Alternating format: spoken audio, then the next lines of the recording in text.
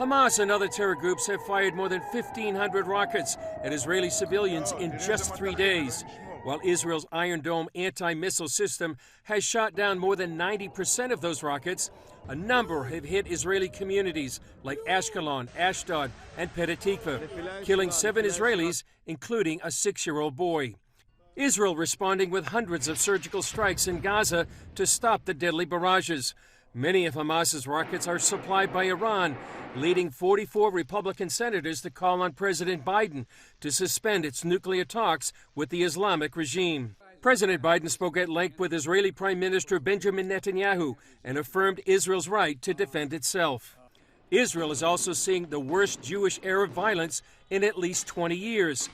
Arabs have rioted in several Israeli towns, and Jews have attacked Arabs, in one instance, on live TV. Israeli Prime Minister Benjamin Netanyahu condemned the violence on both sides. Nothing justifies the lynching of Arabs by Jews, and nothing justifies the lynching of Jews by Arabs. We will not tolerate this. This violence is not us.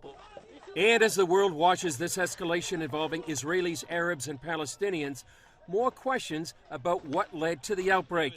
Some are tracing it to the eastern Jerusalem neighborhood of Sheikh Jarrah, where clashes have led to protests and calls for cutting diplomatic ties between Israel and Jordan.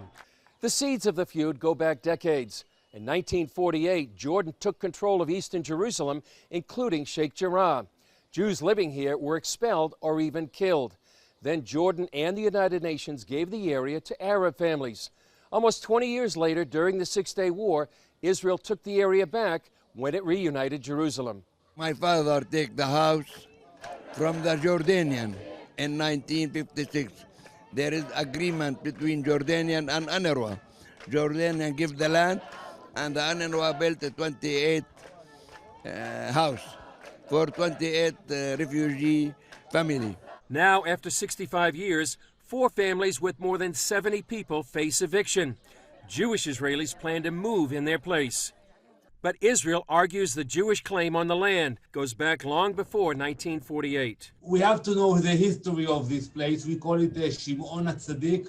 The land around the tomb of Shimon was purchased by the Jewish community, dated back to 1840. According to Jerusalem's deputy mayor, the two sides had agreed to a legal compromise, whereby the Palestinian residents would be protected tenants, paying a minimal rent without fear of eviction.